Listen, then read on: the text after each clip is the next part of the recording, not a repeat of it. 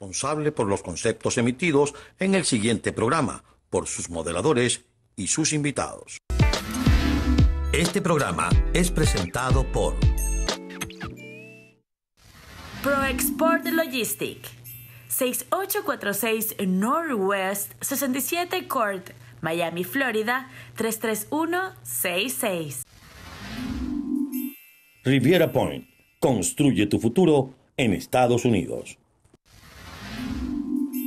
BBB Motorsport, tu dealer de confianza. Eres perfecta de pies a cabeza, a cualquier hora del día. Donatella by Carla Angola, una marca de maquillaje con misión social. Polytechnic, Universidad Politécnica en Doral. Enilab Test Now Doral. Aramazonas Motors, tu primer carro en los Estados Unidos. Russo Tires, excelente atención al mejor precio. Programa Deuda Cero, su solución al problema financiero. Aló, buenas noches. Aló, buenas noches.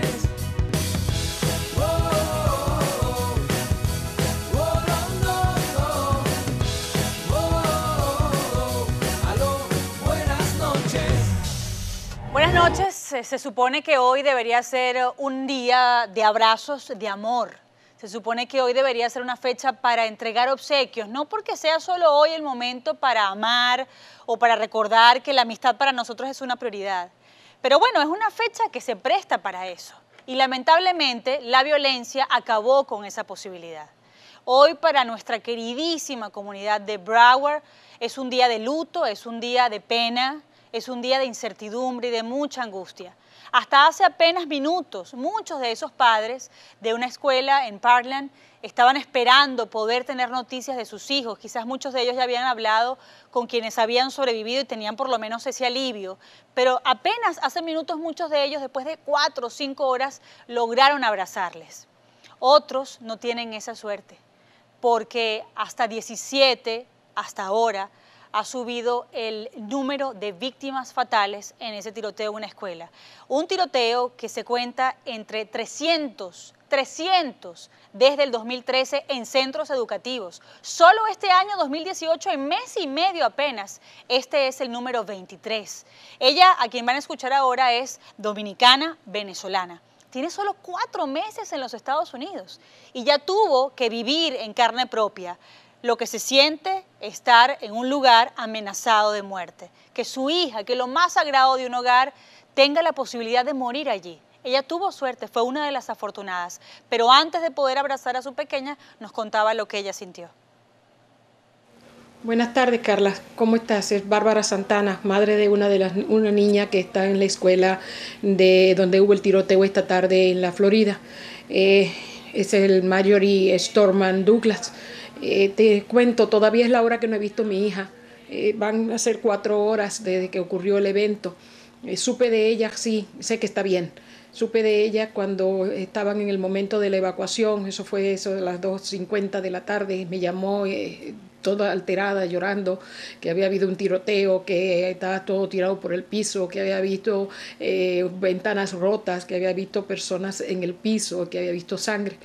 En un primer momento pues pensamos, porque la escuela estaba haciendo un simulacro en este día, que era parte del simulacro, pero cuando me habló de que llegó la policía, de que lo habían sacado a todos, de que llegaban ambulancias y todo eso, pues me di cuenta de que ya no eran simulacro. Gracias a Dios mi hija está bien. No la he visto todavía. La evacuaron, cerraron la zona. Mis hijas grandes no han podido acercarse a la zona porque está todo colapsado. La policía lo tenía todo cerrado, todo el área. Y después de eso, pues los trasladaron a todos los estudiantes que estaban evacuados a lo que era el Marriott. Es un hotel como a 3 millas de aquí de donde estamos viviendo. Y mis hijas mayores están buscándole, pasando el registro para que se le entreguen y estas cosas. Sé que ya está bien, pero realmente estamos muy dolidos, muy impactados por la situación, por el hecho que ocurrió. Están hablándose de muchos muertos, están hablándose de muchos heridos y no quiero ni imaginarme lo que están viviendo esos padres ni el dolor que están viviendo. Mi hija está bien, como te digo, con todo y eso, pues el momento es angustiante. Todavía no la he visto, todavía no ha llegado, no la tengo conmigo. Como te digo, sé que está bien. Y estoy esperando que llegue. Referente a lo que es la situación del colegio, es angustiante que un niño salga a la escuela y no regrese. Realmente es angustiante.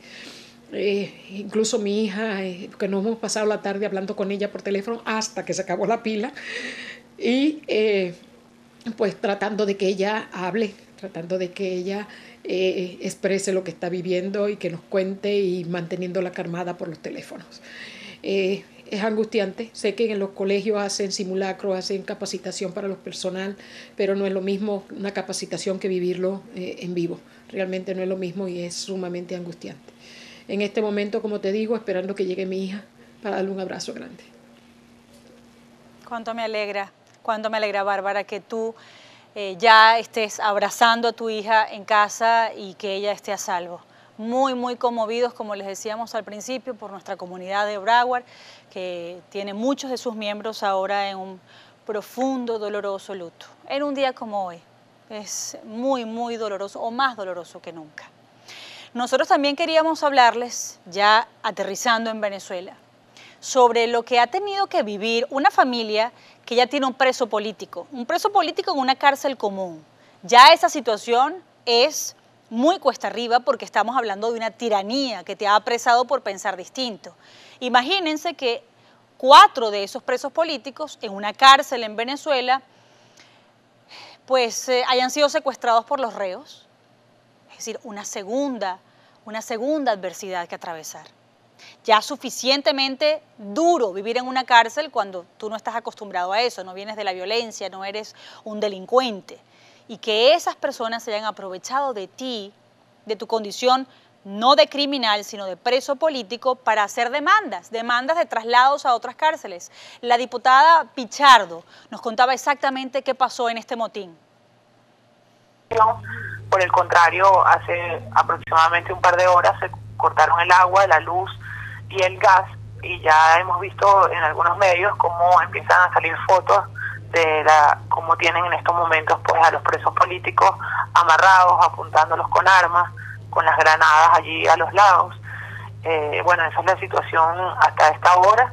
Ellos denuncian que esperan que se están apostando en las garitas la Guardia Nacional, y es por eso pues que denunciamos lo grave de la situación, el riesgo que corre la vida pues de nuestros presos políticos y del personal administrativo que simplemente está ejerciendo sus funciones allá adentro. Tras esta situación, esto es responsabilidad absoluta pues de la ministra de Penitenciaría y del gobierno nacional, quien es el responsable de que hoy hayan 4 presos políticos injustamente allí en una cárcel común, exponiendo su vida y poniendo a riesgo pues su integridad física. Así que el llamado a esta hora es a las autoridades a que hagan todo lo posible por sacarlos de allí, de trasladarlos o darles su inmediata libertad como se la merecen. Pues la situación es bastante grave, tememos que caiga la noche y ya sin luz, sin agua y sin gas pues la situación se torne peor. Bueno, en primer lugar estamos temiendo precisamente por la vida de ellos, porque cuando los presos comunes se sienten acorralados son capaces de hacer cualquier cosa, sobre todo si se llegase a dar un intercambio de disparos allí pues con la Guardia Nacional. Sin embargo, estamos denunciando a todo nivel, ya estamos lanzando alertas internacionales al respecto. Por eso agradezco mucho pues este contacto con un medio internacional, precisamente para que el mundo entero sepa lo que está ocurriendo en este momento en Venezuela. Y ya diputados del bloque de Carabobo les he pedido, del bloque de Aragua, de mi bloque, lo que pasa es que yo me encuentro en Caracas, se dirijan a las puertas del penal a tratar de conversar con el director, que irresponsablemente hace unas horas salió a decir que todo era mentira, que es falso, que hay un motín, tratando pues de desvirtuar la realidad y desmentir pues lo que es un hecho ya público. Allí hay familiares tanto de presos políticos como de presos comunes en la puerta del penal, con total incertidumbre, sin saber en qué condición se encuentran pues los detenidos que se encuentran allí. Ya vimos esa foto que de verdad es impactante. 3 personas inocentes que no tendrían por qué estar en un lugar como ese, pues no solo están secuestrados por el gobierno, sino ahora también secuestrados por los internos del penal. Un doble secuestro, como lo dice la diputada Pichardo, y esta fotografía es absolutamente elocuente. Lo que ella describía la manera en la que han sido secuestrados, no solo por la tiranía, sino por los propios reclusos, en la mínima de Tocuyito. Allí, si podemos subir un poquito la fotografía, los van a ver, esos con los brazos alzados, maniatados a esa reja, son los presos políticos de quienes les hablamos. Allí están Alexander Tirado, Juan Poletti, Antonio Garbi y Jesús Albi. 2 secuestros les ha tocado vivir, el de la tiranía y ahora el de estos reclusos, sus compañeros de cárcel, una cárcel injusta para ellos, por cierto, quienes se han valido de su condición, de su visibilidad política para hacer estas demandas de un traslado a otro penal. Así están las cosas en Venezuela, pero Nicolás Maduro, mientras tanto, pide que reabran el consulado en Miami y resulta que nos hemos enterado, y lo va a escuchar al regreso de esta pausa, que no le pagan a los empleados ni de los consulados ni de las embajadas. Tienen una deuda enorme con su propia gente, con sus propios empleados. De eso nos habla un ex magistrado de la República a la vuelta de publicidad.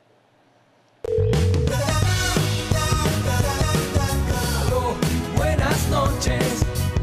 Fernando Vega Torrealba fue magistrado del Tribunal Supremo de Justicia desde el año 2005 hasta el año 2015.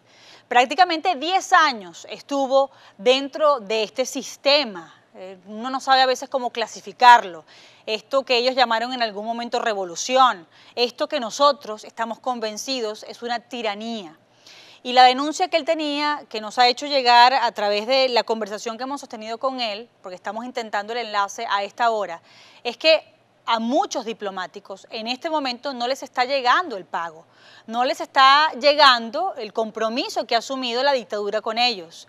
Es decir, que si Nicolás Maduro está pensando en reabrir un consulado en Miami, que no tendría otro objetivo, sino el de, suponemos nosotros, intentar que todos o la mayor cantidad de venezolanos en el mundo participemos en esta elección ilegal, para después decir que ellos dispusieron de todos los mecanismos, de todas las herramientas para que todos tuviéramos acceso y nos pudiéramos inscribir en el registro electoral, tuviéramos acceso a las urnas, pudiéramos decidir y después entonces seguir hablando de una legitimidad que no existe.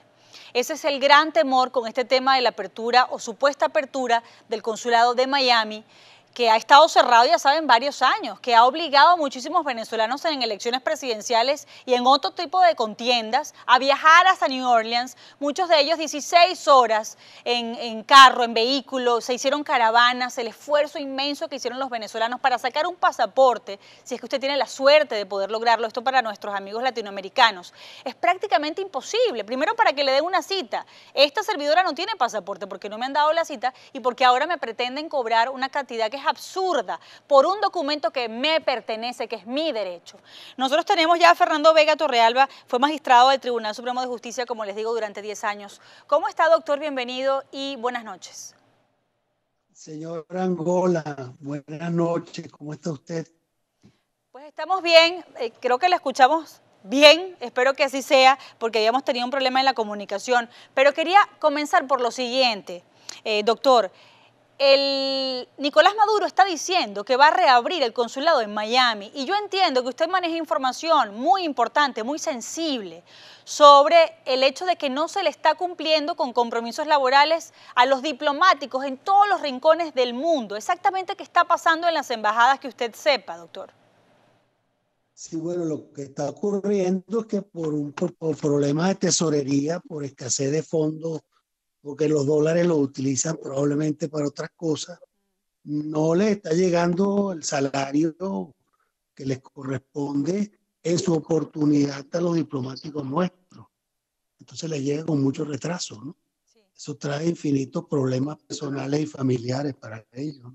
Entonces no comprendemos cómo es que ahorita van a hacer un esfuerzo supremo para reabrir el consulado en Miami. Sí. ¿Usted sabe el número de embajadas que están por lo mismo o esto no distingue? ¿Es todos los rincones del planeta donde hay una representación diplomática de Venezuela en este instante? Sí, bueno, en Estados Unidos el personal consular y diplomático tiene ese problema y ahora lo tienen también en Europa.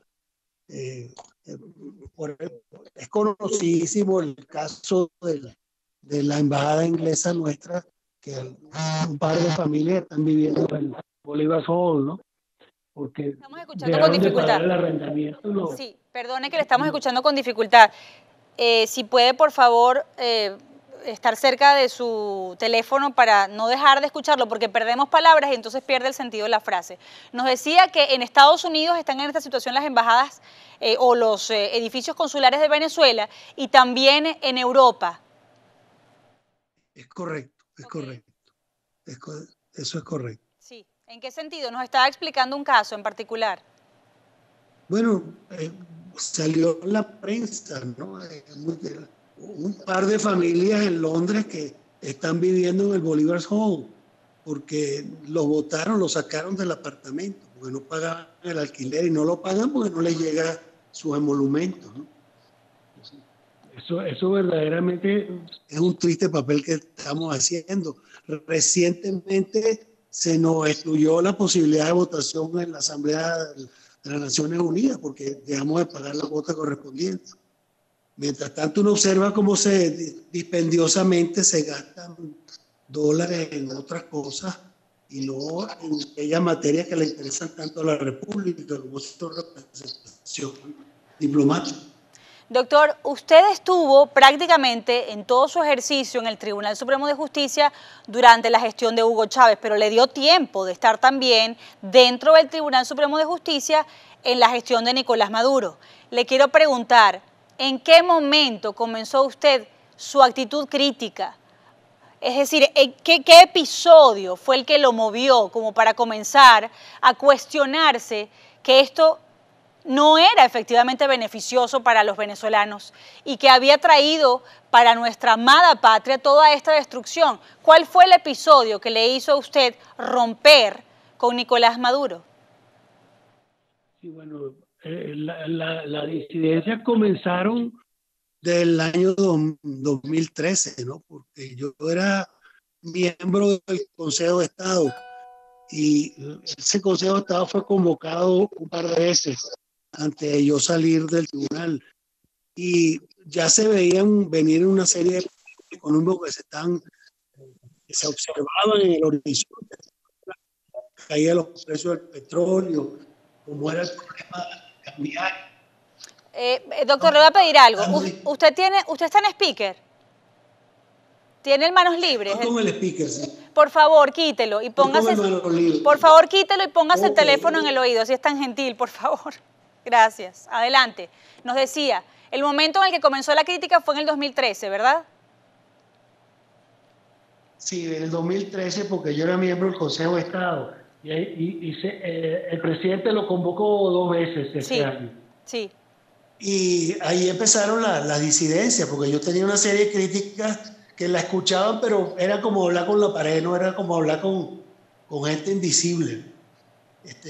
Ahí, por ejemplo, planteé el problema cambiario, que este era el momento cuando teníamos en tesorería suficientes dólares para liberar el cambio. Y bueno, íbamos a obtener más bolívares, ¿verdad? Del torrente circulatorio de la moneda, lo que hacía que fuera inflacionario. Y así fueron otras consideraciones que se hicieron. Pero eso fue como hablar con la pared, ¿no? Creo que la única persona que me apoyó en el Consejo de Estado fue el historiador que estaba presente, pero del resto ninguno otro me apoyó, ¿no? Solamente me escucharon. Claro, eso repercutió de todas maneras en otra esfera, ¿no? Porque me preguntaban y... ¿Aló? Sí, lo estamos escuchando, ¿aló? Lo estamos escuchando. Sí, ajá, sí. Y dentro del propio tribunal, bueno, comenzaron digamos, es una especie de servilismo hacia el Ejecutivo, ¿no? ¿Perdone? Le estoy escuchando. Allí está pasando algo, quizás es que está recibiendo una llamada. Doctor, ¿nos escucha? Ahí está recibiendo una llamada y por eso se corta la llamada de WhatsApp. La comunicación con Venezuela, por favor, rescátenla porque esto está muy interesante. Él fue magistrado del TSJ, prácticamente toda su carrera dentro del TSJ con Hugo Chávez, pero marcó distancia con Nicolás Maduro desde el 2013. Esto es muy importante lo que nos está contando Fernando Vega Torrealba como magistrado del TSJ entre los años 2005 y 2015. ¿Lo tenemos ya en línea? Avíseme, por favor, para ver si lo retomo luego de la pausa. ¿Lo tenemos? Bueno, vamos a ir a la pausa y retomamos la conversación con Fernando Vega en unos segundos nada más, quédese allí.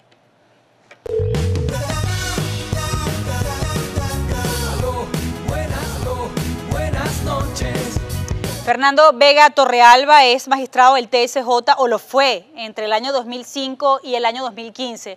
Las comunicaciones con Venezuela son horrorosas, están tan destruidas, inútiles, como la misma tiranía.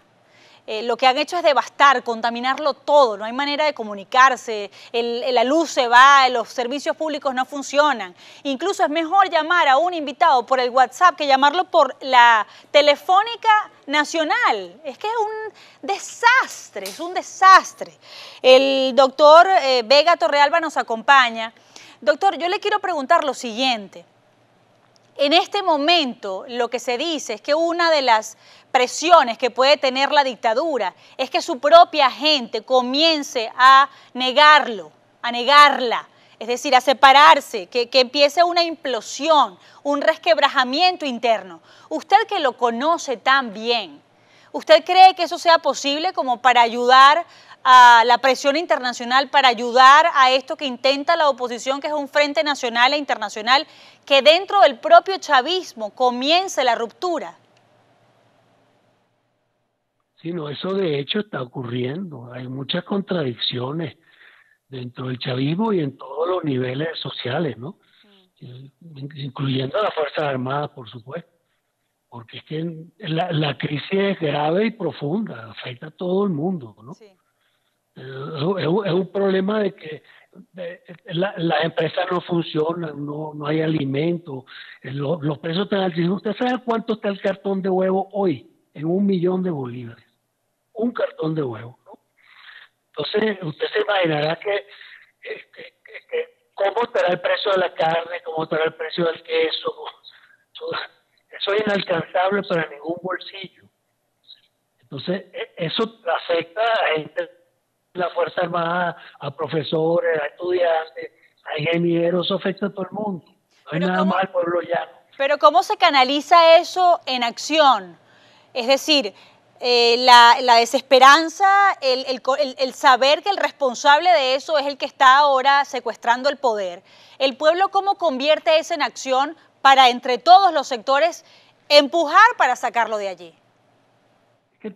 Hay un gran problema de liderazgo, ¿no? O sea, porque la inquietud, la molestia, la rabia la hay, pero no hay quien lo conduzca, ¿no? No hay líderes que sean capaces de unificar a la gente alrededor de la idea de presionar suficientemente como para que este señor entienda que la mejor salida es irse, es renunciar, porque si teniendo el control de todos los poderes públicos, si teniendo el control de todas las empresas del Estado no ha podido resolver los problemas de Venezuela, ¿qué le queda por hacer? Eso es algo sencillo de entender, pero claro, hay que hacer el esfuerzo de que la mayor cantidad de gente posible se lo diga por todos los medios. Y no hay duda, yo no tengo duda que dentro del propio chavismo está ocurriendo eso. Le pregunto algo, doctor. Usted se ha reunido con voceros de la oposición. El movimiento que usted representa, yo no sé de verdad, no lo quiero calificar, pero de chavistas soft, light o no sé, chavistas y no maduristas. ¿Ustedes se han estado reuniendo con la oposición? Sí, cómo no. Nosotros tenemos, es más, tenemos amistad. Yo en lo personal tengo muchos amigos de la oposición porque estudiaron conmigo.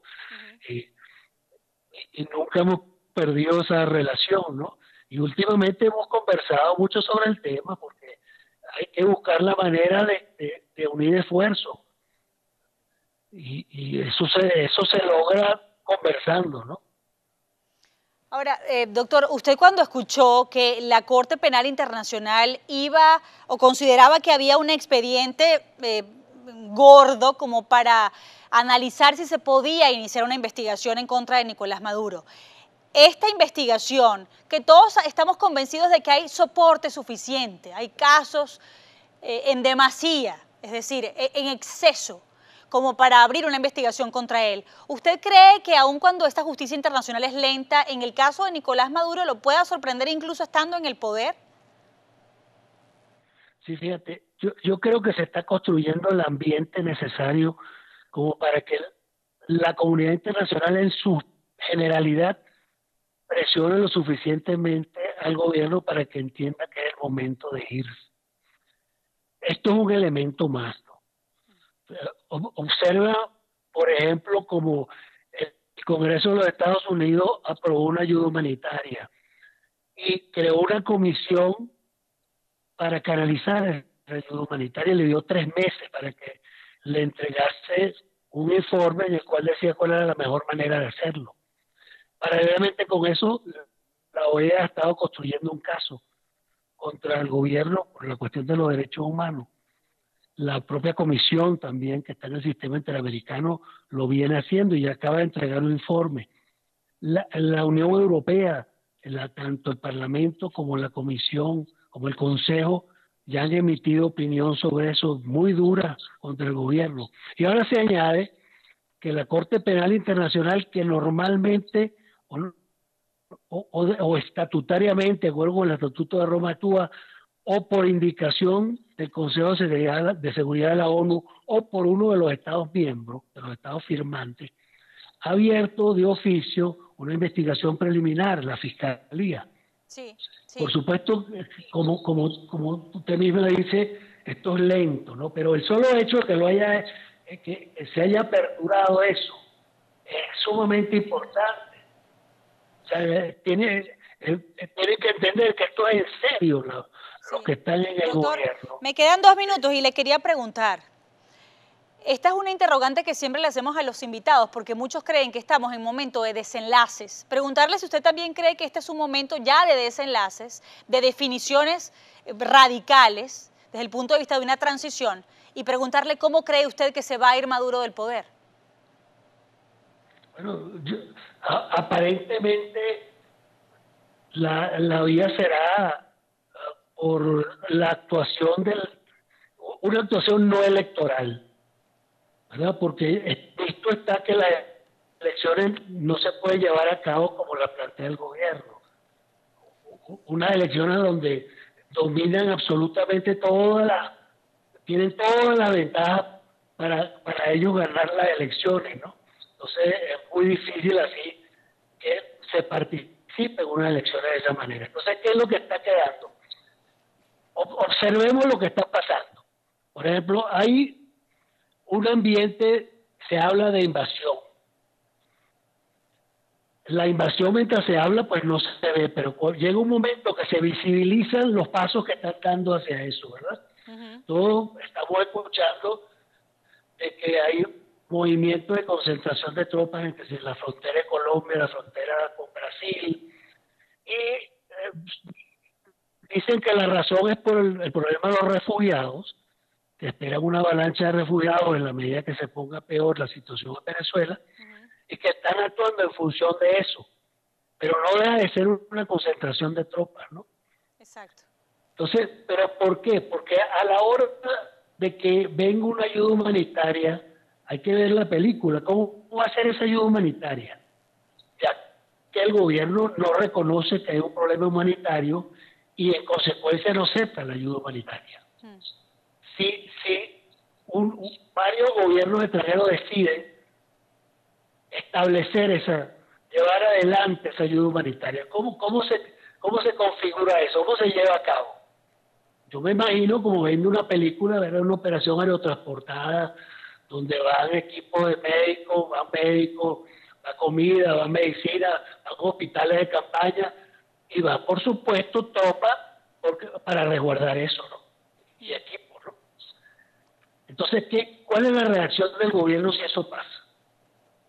O sea, va a atacar esa agrupación que están, digamos, en el Callao, en Apure, en Barinas, en Monaga, en Carabobo, en distintos sitios del país.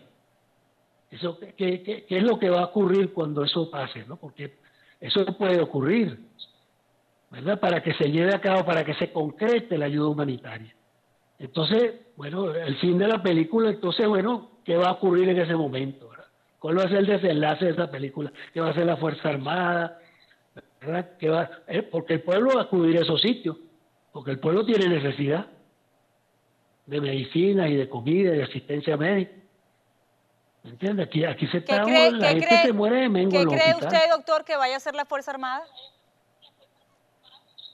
Bueno, no, la Fuerza Armada tendrá que resolver qué es lo que va a hacer, porque no puede permanecer impávida frente a lo que está ocurriendo. Yo me imagino que allí estarán conversando, hablando sobre lo que está ocurriendo, porque pues, son gente que piensa, que se sienta, que razona, ¿verdad? Como lo harán otros estratos de la sociedad venezolana. Deben de estar hablando de eso, porque la situación es delicada, la situación no es fácil ahorita.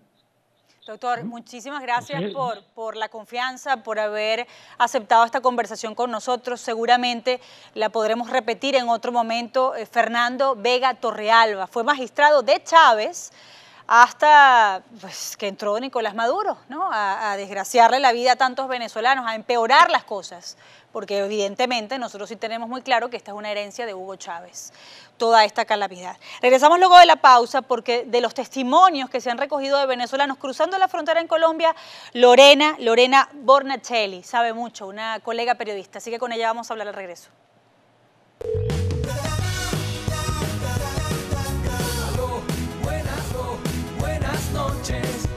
Seguimos con más aquí en Aló Buenas Noches y como les decía, esto es lo que vive hoy un venezolano quien, por supuesto, queriendo huir de tanta necesidad, cruza la frontera buscando una mejor vida, pero con esto se encuentra. Ya tengo 2 meses aquí, me tuve que venir porque por la situación, tengo un niño de 2 años, y tenía que pensar en un futuro para él y allá no encontraba, el dinero por causa de la situación, pues, todo está escaso, la comida cada vez sube más, está muy bravo, ya no hay trabajo, el sueldo no te alcanza ni para una cena, sí, lo que es muy bravo ya. Lo que vos te ganas en el día, pues no te alcanza para sustituir todos tus gastos, entonces es muy duro, hay personas que a veces solo se comían 2 comidas, ya ahorita sí en realidad nadie se podía comer sus 3 comidas bien resueltas. Porque allá la cosa está dura. Sí, aquí uno tiene que pagar 3.000 pesos allá para bañar. Entonces es difícil, entonces a veces... O si no, vamos para los parqueaderos a ver si nos dejan bañar, porque entonces, tú sabes que llegan muchos carros, muchos buses y a se pone veces así. juzgan mucho y dicen, no, que esos venezolanos están haciendo esa trayectoria dentro del terminal, eso es una mala imagen hacia las afueras, pero, no se ponen a pensar el por qué, y que tampoco es fácil para nosotros estar así. Bueno, para esta fecha nos venimos más que todo por la situación económica que hay en Venezuela, para tratar de que la familia de uno allá en Venezuela esté bien, que pueda comer bien, que tenga sus 3 comidas. La situación allá es ruda, la mayoría de venezolanos no hemos venido acá, estamos ahorita durmiendo en el terminal de Soledad. Muchos estamos aquí no porque queremos, sino para poder sacar adelante a nuestra familia. Esto es parte de lo que viven los venezolanos allí en la frontera. Por cierto, Lorena Bornachelli es periodista en esa zona, en esta zona de crisis humanitaria y la tenemos vía Skype. ¿Cómo estás, Lorena? Bienvenida. Gracias por aceptar esta conversación con nosotros. Hola, ¿qué tal? Feliz noche para todos. Sabemos que tú has recogido testimonios parecidos a estos. ¿Qué es lo que más te ha horrorizado de lo que has tenido que escuchar? Que tú misma vives en Venezuela, tú lo estás viviendo, no tiene otro venezolano que contártelo, pero siempre hay alguien que tiene más contratiempos que tú o que cualquiera de nosotros y que quizás es más cruda su historia. ¿Cuál es la que más te ha impactado? Creo que lo que más como ser humano me toca, como periodista me ha tocado, sobre todo el ver o el entender cómo se han destruido tantas familias, tantas vidas. Es decir, no es solamente la persona que decide abandonar su casa, su cama, las comodidades que quizás pudiesen tener o por las que trabajaron por años, sino el ver cómo padres deben dejar a sus hijos en Venezuela porque no tienen dinero suficiente para irse todo el núcleo familiar. Jóvenes que quizás aquí tenían la esperanza del sueño de estudiar una carrera universitaria, de ser ingenieros, médicos, periodistas, y debieron cambiar esa ilusión por tener que ir a buscar alimentos, por tener que ir a dormir en las calles, por tener que ir a bañarse en espacios públicos, por tener que ir a comer quizás 2 veces al día, que representa mucho más de lo que comían en territorio venezolano, por ejemplo. Creo que eso es lo que más difícil me resulta en cuanto a lo periodístico y lo humano, ver cómo se han destruido tantas familias, la vida de tantos jóvenes, que quizás en Venezuela hubiesen querido o hubiesen podido hacer un poco más, pero lamentablemente la crisis les impidió poder aportar un poco más o poder cumplir sus sueños aquí en Venezuela. Lorena, sabes que hemos visto muchos testimonios y hay algunos que han generado crítica de parte de nuestros propios compatriotas. Por ejemplo, esos videos en los que aparecen venezolanas diciendo que ellas se prostituyen, otros que hablan de trabajos que nunca hubieran hecho en Venezuela. Estas imágenes, la manera en la que se han comportado, exigiéndole como si fuera una obligación del gobierno de Colombia atenderlos, asistirlos, ha generado una cantidad de polémica entre nosotros mismos. ¿Cuál de esas historias es la que tú dirías, en verdad, no te esperabas encontrar allí en la frontera? Sí, esto ha sido pues bastante complejo también, pues es una realidad innegable que en Venezuela en cierto punto se tuvieron muchas comodidades, las personas podían o esperaban que el gobierno resolviese su vida y esperan lo mismo en Colombia. Yo creo que es un pensamiento errado del venezolano, pero así como estas historias han salido a la luz pública, hay muchas de venezolanos que también se mantienen escondidas y no son precisamente los que están esperando que les regalen una bolsa de comida, que les resuelvan la vida. Allí, por ejemplo, voy a contar el caso de un joven de apellido Heredia, de 25 años, trabajaba en Venezuela, tenía una empresa de químicos, de productos de limpieza. Él se fue por casualidad a Colombia a despedir a su mamá que se iba a Madrid, la mamá no logra irse a Madrid, debe devolverse a Valencia.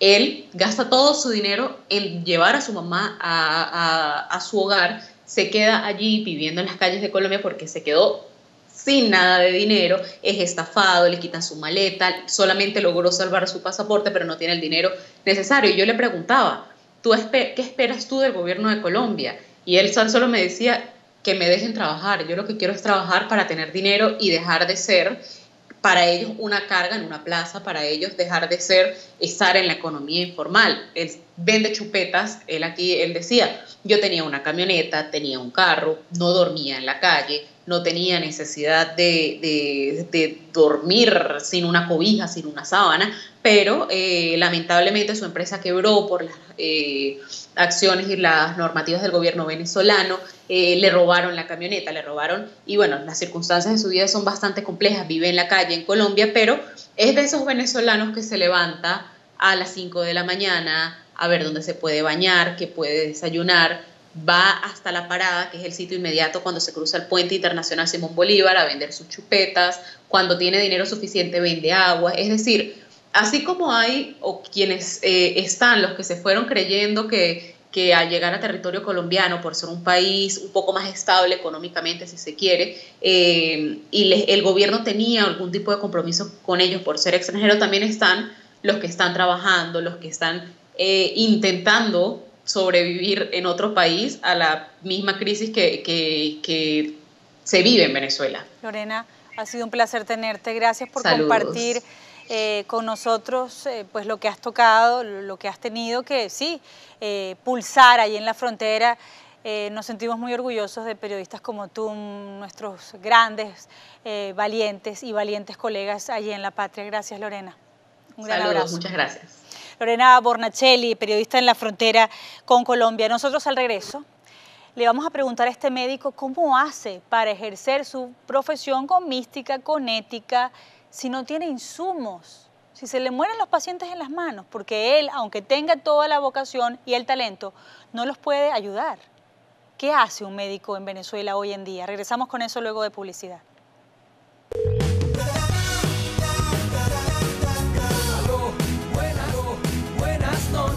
Hernán Vera es médico del JM de Los Ríos, del Hospital JM de Los Ríos. Doctor, bienvenido, buenas noches. Hola, buenas noches, ¿cómo? Doctor, fíjese, mi primera pregunta, estamos muy angustiados, me preguntaba cómo estamos muy angustiados, como usted bien sabrá. Yo le quiero preguntar, quiero comenzar por lo siguiente. ¿Cómo se ejerce la noble profesión de la medicina en un país en el que no hay insumos, una inmensa toneladas de ética y de mística y de talento, pero no hay insumos para atender a los pacientes? ¿Cómo ejerce usted su profesión, doctor? Mira, Carla, prestar el servicio médico, pues en este momento es cada vez mucho más complicado. Siempre en Venezuela, yo recuerdo en mi tiempo de estudiante, siempre ha sido complicado, pero cada vez más, y con el pasar de los tiempos, pues cada vez es más complicado. El por qué uno todavía sigue en estos centros, bueno, es porque uno piensa pues que quizás, aunque nadie es imprescindible, hacemos falta, pues. Doctor, ¿cuál es el caso más difícil que le ha tocado en estos últimos días, en estas últimas semanas? Mire, siempre han habido casos difíciles, sobre todo en terapia intensiva, que es el área donde yo me desempeño. Siempre han habido casos especiales, pero ahorita, bueno, con esta crisis que abarca no solamente el área de la salud, sino el área económica, social, cultural, etcétera. Son muy graves, son muy graves y delicados. ¿Pero qué es lo que ve usted Muchos. hoy en un hospital? Porque fíjese, todo lo que tenemos que nosotros ver en la prensa, niños desnutridos, hemos visto evidentemente casos de parturientas, los niños a veces fallecen porque no hay incubadoras. Hemos visto, además de eso, casos de niños intoxicados o de adultos porque están consumiendo lo que encuentran y a veces se confunden los vegetales. Hay una yuca que es venenosa, que ha matado por lo menos a 6 criaturas. Esto no pasaba antes, es decir, ustedes tienen las emergencias tradicionales que puede vivir cualquier ser humano, más las de un país sumergido en la miseria. ¿Cómo hacen para atenderlo todo, para darle prioridad a estos casos? Mire, en estos momentos los casos que uno ve y los que tú te refieres en este momento son un ejemplo pues de la crisis que vivimos en el país. Ahorita llama mucho la atención pues la gran cantidad de niños que llegan en estado de desnutrición, los pacientes crónicos que llegan sin el tratamiento pues habitual que ameritan, niños pues que me ha tocado ver pues hasta niños que caen de matas de árboles buscando que comer, mango, fruta. Es bastante complicado. Doctor, usted como venezolano, no como médico, como venezolano, porque el médico no puede desprender la parte humana de la ciencia. Es decir, ustedes sienten y padecen, porque además usted también está buscando o pasando la misma necesidad para buscar qué comer, para usted y para su familia. ¿Qué siente su corazón, doctor, cuando ve todo este dolor entrar por la puerta del hospital? Mira, eso que tú me dices es muy cierto, porque yo te estoy hablando ahorita porque yo trabajo en esa área, ¿no? He visto muchas cosas, pero yo estoy hablando en este momento como un ciudadano que sufre y padece todas estas situaciones igual que cualquiera de esos pacientes que llegan a la emergencia del hospital. Y es muy duro, pues así como es duro para ellos, es duro para todos nosotros. Doctora, ¿ha tenido que decirle en el tiempo reciente a un familiar que no pudo hacer nada y que lo hubiera podido hacer si hubiera tenido con usted las herramientas necesarias para lograrlo? Mira, en el ejercicio médico, y me disculpa que quede un poco entrecortado, lo que pasa es que hay mucho retorno. En el ejercicio médico, uno en la práctica, pues uno siempre busca la manera de solventar. Y eso uno lo ve, te lo puedo decir yo como médico, te lo dice una enfermera, un camillero. Siempre hay alguien, siempre hay una mano generosa, hay como una mano de Dios siempre metida ahí para tratar de ayudar. Y cuando falta algo, pues cambiarlo por otro. Y de manera que, pues eso que tú acabas de mencionar ahorita, pues gracias a Dios me ha tocado muy pocas veces decirlo. ¿Pero ha visto morir allí en el hospital a personas a quienes se pudo haber salvado? Sí, en otras circunstancias de insumos y de herramientas para poder rescatar esa vida. Mira, cuando un paciente fallece, y viendo el contexto de la problemática de salud en Venezuela, el paciente generalmente no fallece por una causa específica, que es lo que a veces la gente no entiende porque no está metida en el medio. Por ejemplo, a veces un paciente no fallece directamente por una solución que falta, o por un antibiótico, o por un laboratorio. Fallece por una secuencia de hechos lamentables que viven desde el momento justo que se enferma a que muere. No sé si me explico. O sea, quiero ser lo más gráfico posible. O sea, desde el momento que uno se enferma y empieza a padecer toda esta serie de calamidades, de no tener los medicamentos, o de haberlos y no tener el dinero, de ir a un centro y no conseguir un cupo en ningún hospital, de llegar a un hospital y cuando llega no hay laboratorio, y cuando hay laboratorio no hay rayos X, o cuando no hay rayos X no hay otros medicamentos. ¿Ves? Y al final todo eso suma, y obviamente pues el desenlace en muchos casos pues la muerte. Pues. Doctor, muchísimas gracias por habernos contado su experiencia allí, y gracias porque de las cosas que más extraña de su tierra son sus médicos, los médicos venezolanos, por ese cariño, devoción al paciente. Y eso se demuestra aún más ahora, que en medio de la nada ustedes sigan allí intentando salvar vidas. Gracias al doctor Vietnam Mera, el doctor del Hospital JM de Los Ríos. Así nos vamos. Regresamos mañana si Dios lo permite. Esperamos que con noticias mejores, o uno siempre tiene esa esperanza. Que tengan una feliz noche. Este programa fue presentado por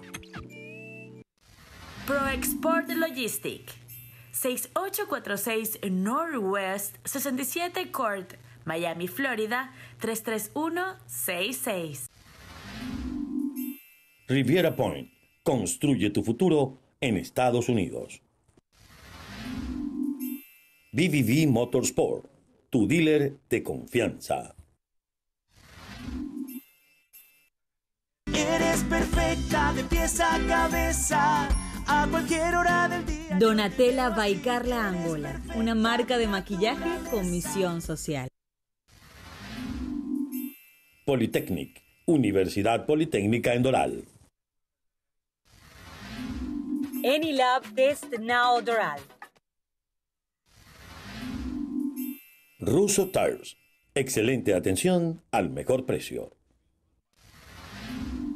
Aramazonas Motors, tu primer carro en los Estados Unidos.